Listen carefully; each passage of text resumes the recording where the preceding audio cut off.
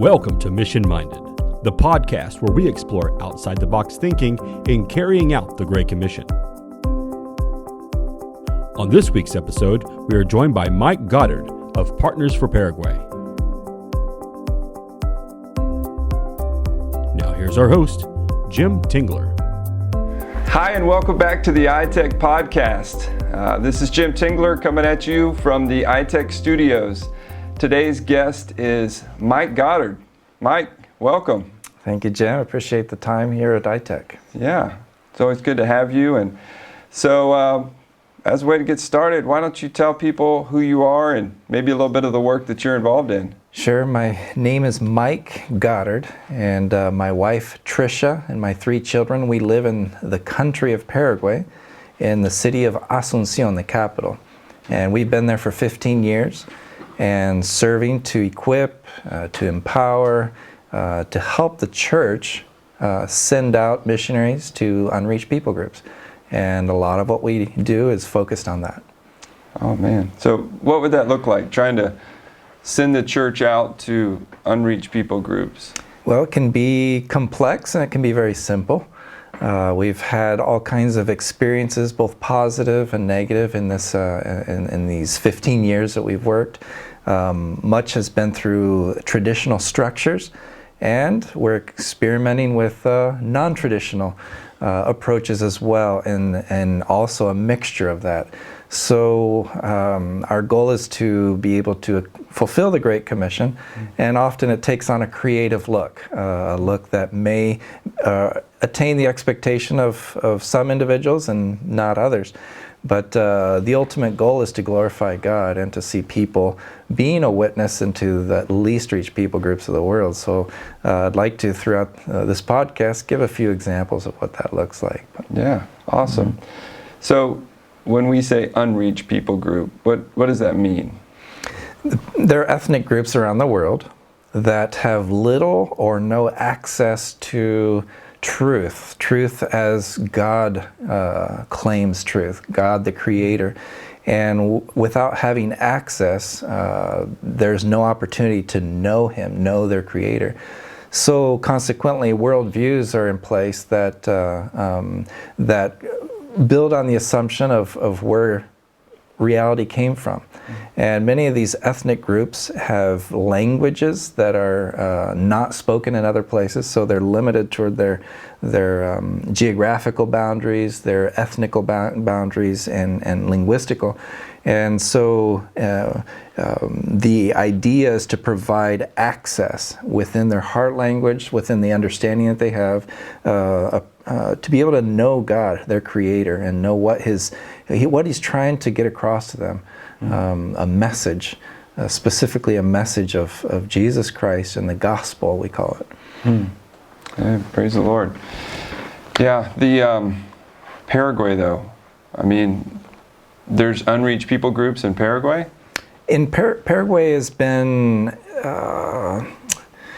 it's a Catholic country, so Christianity in general has been the dominant religion. Okay, so within the dominant culture of Paraguay, you have sub-ethnic groups, which are minority groups. They are First Nations. They were there long before the European immigrants.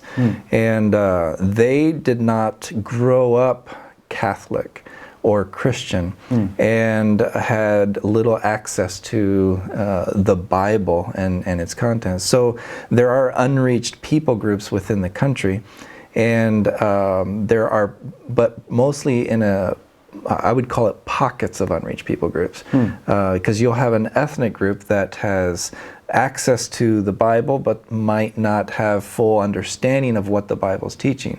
So our job is to bring in what we feel sound biblical teaching, starting in Genesis and working our way through the Bible to Revelations, bringing the full revelation of what Jesus is teaching.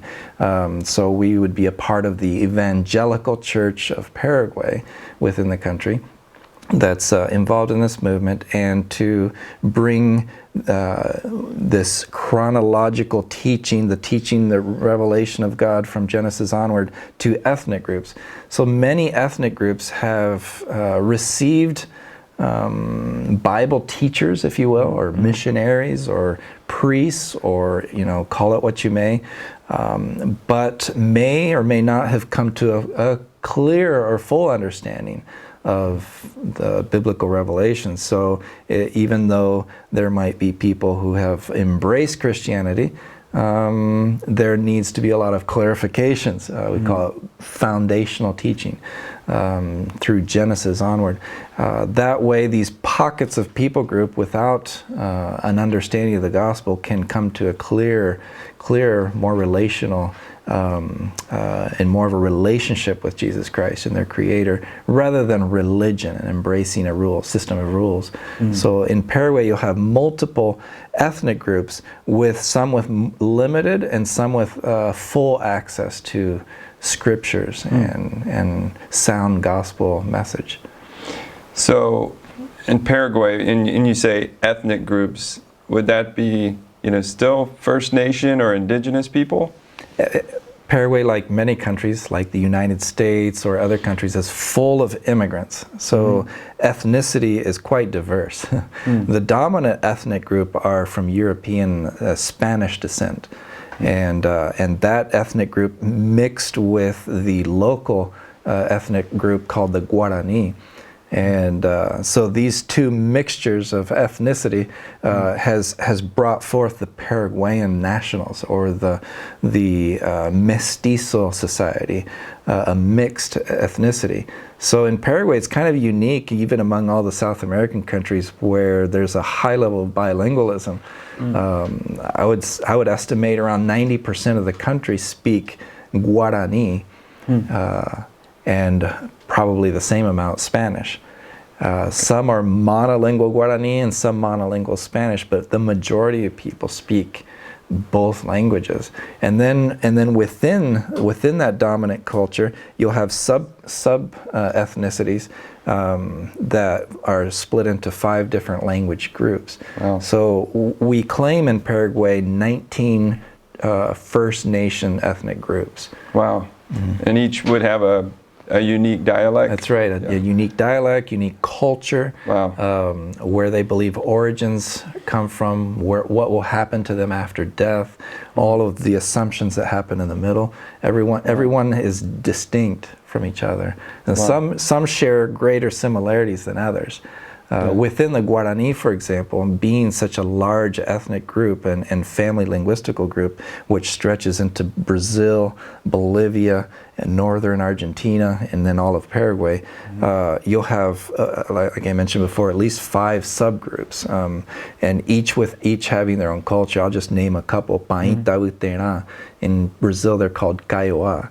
Or you have Mbua Guarani, which spill into both Paraguay, Argentina, and Brazil. Or you have Aba Guarani that are both in Paraguay and Brazil. So you have all these different sub-ethnic groups of the same linguistical family. Wow. Yeah. So how many of those languages do you speak? I speak Guarani, and I grew up speaking a language called ITEC, and then Spanish. Okay. So I don't know if I've heard those languages. Could you just share maybe some examples of common I don't know if you need to teach me anything, but if you could just share some examples. So you can just have a sampler in the Aceh language. I'll just say how happy I am to be here. Cho urigato, cho ekoare pendendape, pendetapu achupe begato, cho bukapure urupurangi. And so I'm just basically saying my name's Mike, or it's Urupurangi, my indigenous name. And it's great to be here in this huge house, this big house that we're in. Awesome. That was Aceh. Okay. And then the Guarani. Yes. Guarani. Mbaetekopio. Shesherera Miguel. Basically, again, greeting. This is who I am. My name's Mike, and I'm really excited to be here today, this morning in your place. Awesome. Thank you. Took a little bit to learn that, I bet. Yeah. So I grew up there. Right. I grew up in the country, so actually I never studied those 2 languages. Okay, just conversation and relationships. Yeah, as a child, when someone grows up in the environment, you hear it, and it becomes part of who you are. Yeah. But so Paraguay, though, for the last 15 years, right? With my family. With your family. Yeah. But I grew up there. Yeah. So my story goes back to, well, it goes back for generations, but the story that's interesting is where my grandparents decided to become cross-cultural missionaries. And that happened in the early 50s. Wow. So they trained here in the United States and then were sent out in 1955 is when they arrived in Paraguay. So they were sent out of, was that with an organization or out of the church? The organization today is called Ethnos 360. Okay. Yeah. Yeah, and they served in Paraguay for about 42 years. Wow. And then they had 7 children. And out of the 7 children, 5 ended up going cross-culturally into other countries. Again, returning overseas, thinking in an American framework. My dad and my uncle returned to Paraguay specifically. Okay. And my dad raised 3 children. They returned to Paraguay as missionaries with Ethnos 360 in 1966. Wow. And served for about 42, 43 years. Wow. So about in 2009 they returned to the U.S. to retire, getting at a place where they needed to take a little time off from the cultural stress of living overseas. But all 3 of their children, myself included, we live in Paraguay as cross-cultural ministers and missionaries, pastors. And is that with Ethnos 360 as well? Originally, yes. Okay. Myself and my sister, we transitioned into a different missions paradigm, exploring new and different ways, perhaps not new, but just different approaches to ministry. Right. So my brother continues to serve with Ethnos 360 in Paraguay. And then my sister, brother-in-law, and my family, we started 2 different organizations. Okay, awesome. Well, I mean, with so many generations and so many people involved in missions, can you think of some of the changes that have happened in your lifetime? It's, to me, the biggest change, and this is key, is especially for an American audience and a Western audience, missions has been a one-way street. It's me and my church and my country and my organization fulfilling a strategy and evangelizing, discipling. It could be church planning, it could be community development, different projects, but it's a one-way street. And we measure our success by how the locals respond. Okay, so we feel good about ourselves when they respond the way that I expect them to. So as the transition I've seen in missions is that the local people that have indeed embraced Christianity, the Bible, truth, they've accepted Christ as their Savior, have indeed grown in their knowledge of Scripture and in their ability to assume leadership of different roles. The thing that has come from that is a local contextualized church reality or vision, and so now the missions, the traditional paradigm, what we call today as tradition, of Westerner going and accomplishing a mission, has in many ways it's something past tense. It's already happened. Paraguay is one of those countries where we've seen 100 years of this happening. Now locals have been raised up. They have embraced, but the struggle right now is can Westerners accept this model that's emerging? Can we accept that as quality, as good? Or do we have to fix it if we think something's wrong? So anyway, the locals are taking leadership and ownership. So the biggest change I've seen in my lifetime in this accomplishment of the Great Commission is that it's no longer a one-way street, us to them. It has now transitioned to a togetherness. How can we together partner to see now the least reached people groups of the world with the access to this gospel? but the methods are changing drastically. The content remains the same, but the methods have changed. Right. So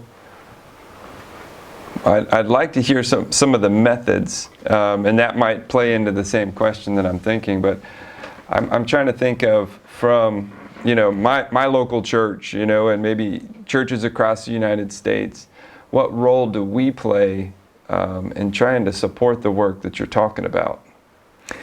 Excellent question, and I think it's the question we all will be wrestling with for quite a few years still. There is the pat answer, which is pray, give, go, and that doesn't change. We continue to pray, we engage. And how do you pray unless you have relationship? I can pray for all the missionaries of the world. God bless all the missionaries of the world, but it's very general. I can pray more specifically when I have relationship.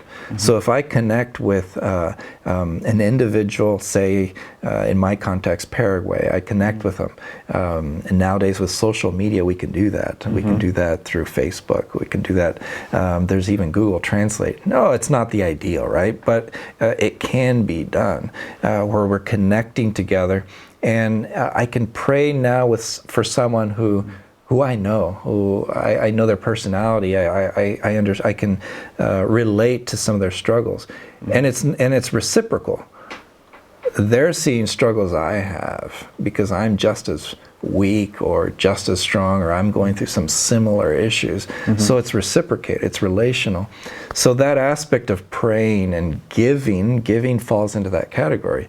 Giving and going, I think as it becomes more relational, more connected, it changes our perspective and the how-tos of every day. We still give, we still pray, we still go, but some of the hows are shifting. Now it does involve intentionality. For a North American audience, it is expensive if you're always the one going. And again, it falls into our culture. We're a wealthy nation. For me to raise $2,000 for a short-term missions trip would probably be a lot faster and quicker and easier rather than my indigenous brother who lives in a context where there's very little access to money and to cash, very little cash flow. So for him to raise $2,000 to come to the U.S. might be a little more complex. All right, so the realities are much different. That's why you see so many missions trips overseas. Otherwise you'd have more people coming here. But oftentimes you'll see some people meeting it somewhere in between. Hey, we'll cover 50%, you cover 50%, and we'll meet in the middle. And that's working in many instances. But yeah, there's the practical aspect tends to have a very economical and practical connection. So you mentioned, praying, building relationships, going. Would that be short-term trips? Is that what you're thinking? Going? Short-term is one aspect, but when we talk about discipleship and making disciples, Jesus said, "Go into all the world," right? And in that he talked about making disciples. Helping people assimilate truth into their cultural context is our interpretation of that today, and that's not going to happen in a 1 week span. When I pursued relationship with with Trisha, who is now my wife today, of 16 years, I believe that date is correct. I had to. There was intentionality. It wasn't a short-term visit.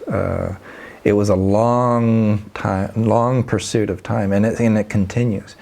And we feel that it's until death do us part. That's the vow that we took at the altar, and I believe it's the same feeling with our commitment to Christ, our vow of being His disciples. It goes way beyond just a weekend visit. Now, just because we flirted for a weekend doesn't mean that was a bad thing. but it can't stay there. It has to be sustainable long term, and usually it means time. Time together. Many of my indigenous friends have, I've talked with them. What is it you guys are looking for? What are your expectations of me? And you know what? They don't give me the shopping list that one would expect. Now, I do have contacts of people I know that would be more than happy to pass me a shopping list of things that they need, right? But my friends, my indigenous friends, people I have a relationship with, they don't give me the 20 things that I need from you.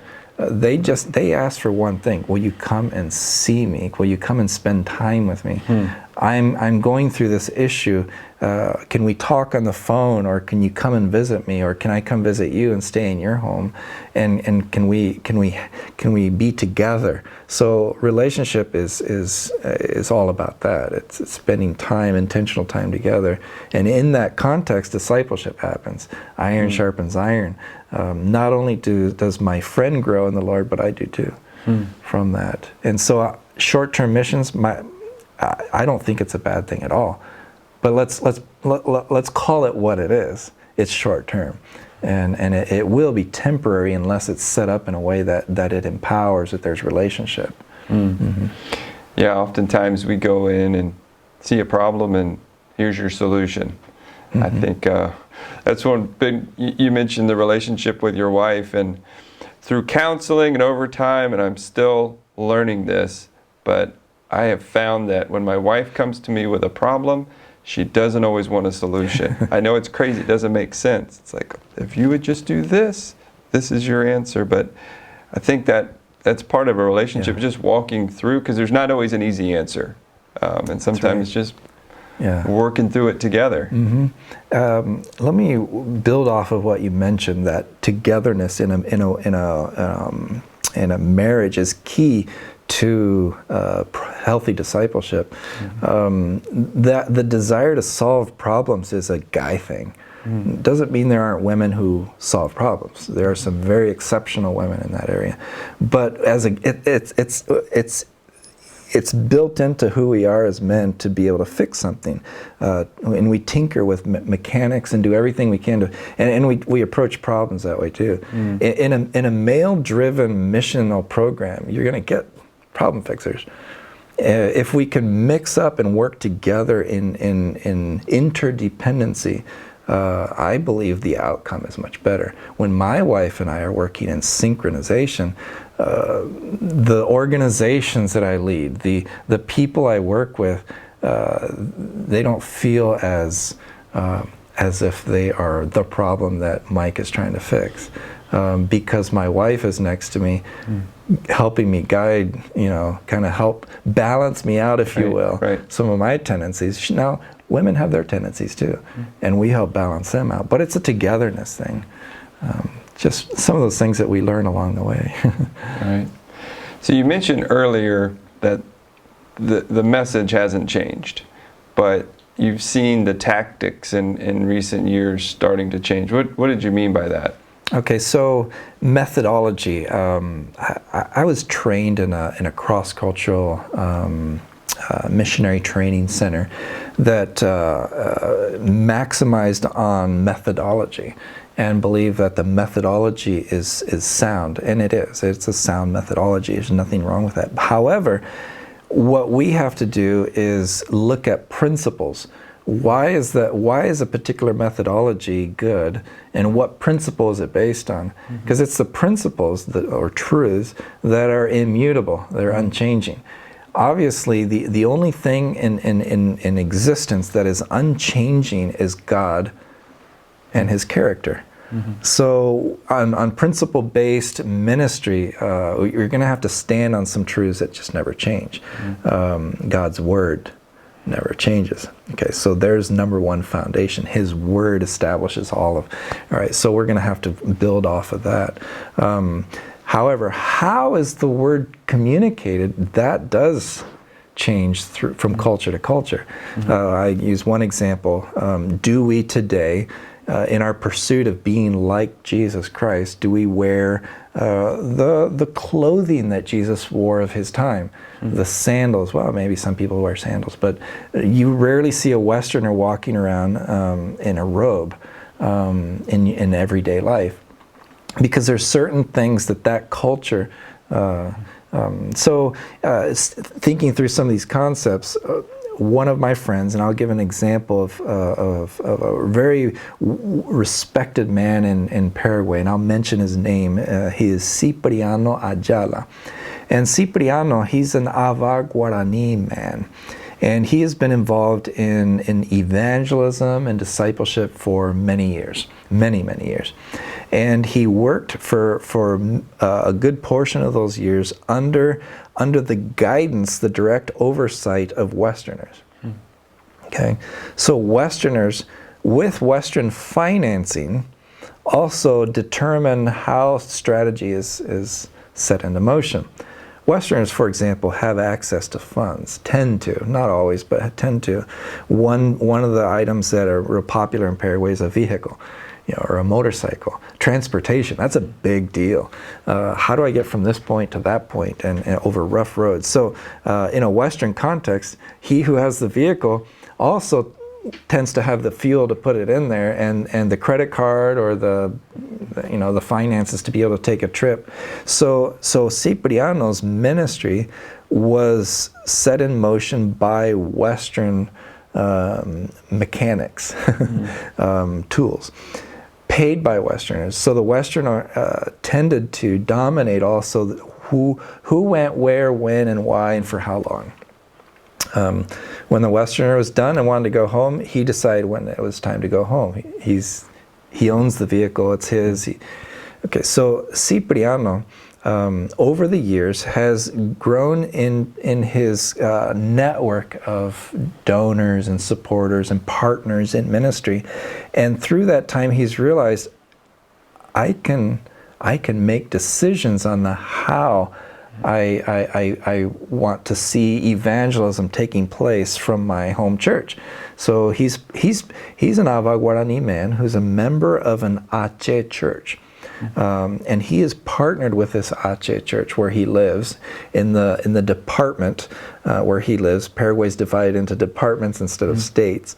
And so his vision is to see all the villages within the department he lives in with access to the gospel and with local, I'd like to say local churches, but not in the traditional sense of there has to be a building or a place of worship, but with believers, disciples in each of these villages. There's about 115 villages, so it's not a small task.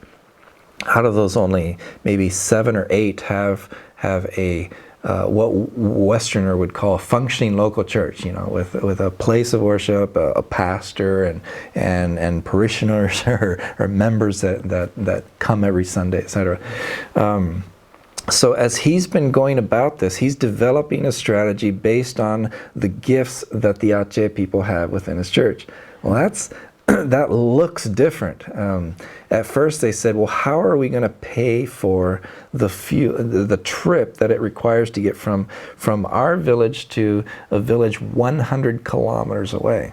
And with the missionary is really easy. He's got the vehicle. I just have to call him. We set up a time and place and we go. But once they're at the village, the locals say, when are you going to come visit me? Okay. And what Cipriano has always had to do is look over his shoulder at the guy who owns the vehicle and say, what do you think? When can we come back? So that in many ways that's dependency. It's dependency. And now it works, but and sometimes it's healthy and sometimes it's unhealthy dependency. But nevertheless it's dependency. And so what he's been able to do as his partners have increased is he's been able to say to the locals that he's been visiting and evangelizing and sharing the gospel with, I'll be back tomorrow. I'll be back in wait for me in 5 days I'll return. Okay. In that context, if he doesn't, he's called a liar. You lied to me, and that brings shame. So he does everything possible to return. Now the ITEC, they've taken it on the challenge to plant. Right now they're involved in planting 12 to 15 churches in 12 different communities. And they're involved in visiting, and they tried to raise this funds themselves, but they realized we're limited. We're not producing enough economy locally. We're not poor people, or no, they don't. We're not poor, but neither are we producing the funds necessary in order for us to cover all the expenses to evangelize and maintain all these visits. So we have met them in the middle and have found external donors who have partnered with them, and we do the negotiations, the channeling, the working with, and sorting through the details of how that plays out. But the locals are raising funds themselves from their own pockets, their own hard work, and then putting that in the offering plate and for a special fund to go out. But it's also matched with external funds, so that when he's going out with his team, and there's about 4 or 5 teams that go out on a weekly or bi-weekly basis, they have the ability, the power, or the ability to say, I'll be back on such and such day, knowing that they have X amount of funds available for that week or that month. And it has changed his outlook on ministry. Now he says, okay, so I'm in charge here. I get to decide how we evangelize. And before, the missionary said, okay, we have 15 minutes. And then we have to go to this place, or we have 30 minutes, time conscious. But he's more relational, so he can say, all right, this time we're going to spend the night here, or we're going to spend 2 nights here, or 3 nights here, and we're going to go visit this village and this village, because each reservation, it could be several hectares or acres of land, have multiple villages within it. And so if, as a visitor, you can come and spend 1 night here and visit over here and over there. And one specific, I know my dialogue's getting a little long here, but one specific instance that I've noticed with Cipriano in his outworking is he has determined that in his culture, in the culture of the people that he's working with, to bring them together, the best way is to prepare food. All right. The first thing that comes to minds of a Western is, oh no, when I was in training, we heard that rice Christians are a bad thing. If you feed them, it'll create dependency. They'll come to Jesus just for the food. And in fact, Scripture talks about that. When Jesus fed the 4,000, the 5,000, he noticed that there were some among them, that a majority of them, that wanted the food. And weren't there for spiritual reasons. So immediately our minds go to, okay, is this a good idea? But Cipriano saying, no, what we're doing here is taking a cultural value that the Guarani people have. Years ago, they would go on a hunting trip, and if they were fortunate to get a tapir or an animal, that'd be brought back. If there were problems within the unrest in the village or in the community, it would be a time of reconciliation when the whole village, is kind of like our Thanksgiving dinner. Everyone, let's just pile on the food, let's just eat and enjoy it, and then afterwards, if there's any problems, I'm sorry, yes, hey, we're cool again. We have our own ways of reconciliation that aren't too different. So the men would bring out this food, the meat, and the women would prepare it, and reconciliation would take place. A estranged husband with a wife, or even instances of death where this person murdered this other person's wife or brother, and reconciliation would take place in these contexts. And so it happens over usually the death of an animal. So you might start sensing some correlations here. The death of Christ bringing reconciliation among people, and the shedding of blood. Well, there's some elements in there. So what he does is he brings people together on occasion, not every time he travels, but on occasion, bring people together for a time of reconciliation, and then a time of reconciling people to Christ. Here's what our Creator says. Here's what God did for us to be reconciled to Him. He sent His Son, Jesus Christ.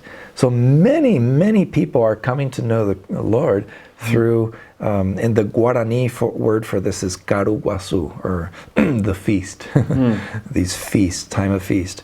And so as a Westerner, we may say, oh, why are you feeding all these people? But in his context, no, this is a culturally appropriate value, core value, that is bringing reconciliation. Many have come to know Christ. Shamans, people who are struggling with alcoholism, people who have murdered, they're murderers, people who have raped other people. Others they come to this because it's not an environment that is extremely religious and foreign, but it's something that's their own. And during that time, truth is explained.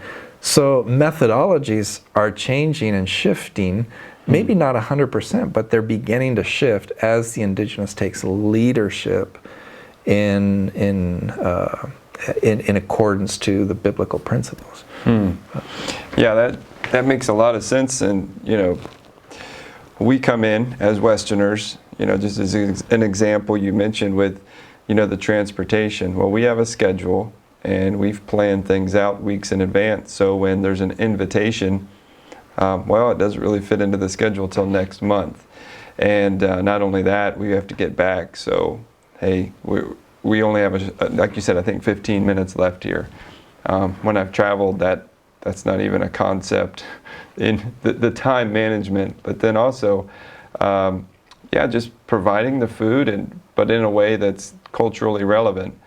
I can think of times where maybe I've been involved where we're going to want to put on a festival or something, and there's ways or complications that, as you mentioned, we're taught this doesn't work, and I think it's time for us to just work closer with nationals and help them in a way that, like, I also liked how you mentioned they matched the costs for the transportation. They still took half ownership, and at the same time working with them, supporting their ideas, but not just totally paying for everything. So it sounds like there's ways to get to that point, but that it might be complicated as far as it's not going to be a 5-minute phone call, or all of this might not just be answered in a short-term trip. Yes. So, one of the things that we've seen as key is to play this intermediate role, this intermediary role between a donor, whether they're in the U.S. or Europe or even a Paraguayan or Latin national, wherever the money comes from, for that matter, and the partner that is involved in the day-to-day. It could be evangelism, it could be a community development project, whatever it is. To have this intermediary role that is working with both parties. Because the gap between oftentimes the North American Western businessman mindset is goals. Let's see some results, let's see some goals in a relatively short amount of time. So it's complicated, and it's a tough job sometimes, but part of what I do, what we do in ministry, is to help disciple the donor in how to give and how to have proper expectations, and how to focus on relationship rather than results, but not to throw results out the window. And then to work on the flip side of it, to develop a sense of partnership that go internationally, That, for example, accountability is huge. How is that money spent? Let's just say a donor gives $100 and my indigenous brother is spending that $100 in ministry. Okay, how did you spend that? Okay, it's a fine line between being a control freak and discipling them in being accountable. In indigenous culture, that type of accountability of receipts and everything is not normal. That's not a normal cultural practice in a non-paper society, an oral society. So to have to write everything down, it doesn't come naturally. It's a learned skill.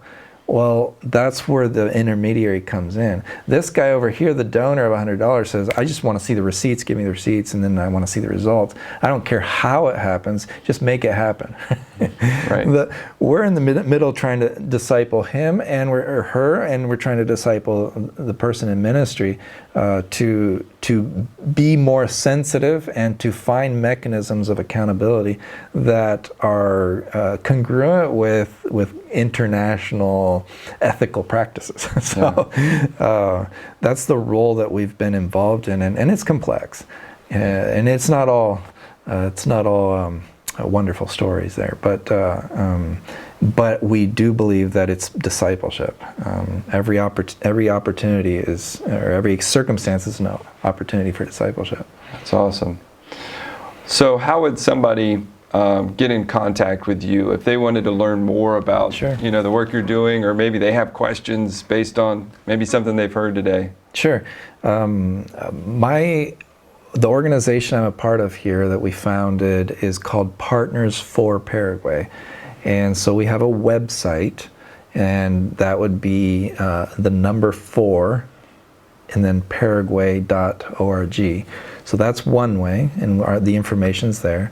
And for a Latin American context that's Spanish speaking, we have another organization in Paraguay that we're leading, is called Ñanduti, and that has a website. You're going to have to spell that one. It can be posted in some links on a social media, but it is nanduti.org.py, and that's where information can be followed up on. And of course, we're on social media as well in a personal way. Awesome. Well, thank you, and we'll be sure to put those links down in the show notes. So, hey, thank you so much. We better wrap things up here, Mike. I know we're a little short on time as far as the amount of stories I know you could share and the amount of time we're trying to fit this into, but I would encourage anybody that's listening to follow up with Mike and the work that he's doing. And thank you again for joining us. This is another ITEC podcast, and we look forward to seeing you next time.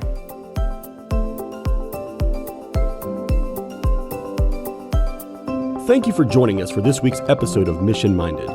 For more information on today's topic and show notes, please visit our website, itecusa.org.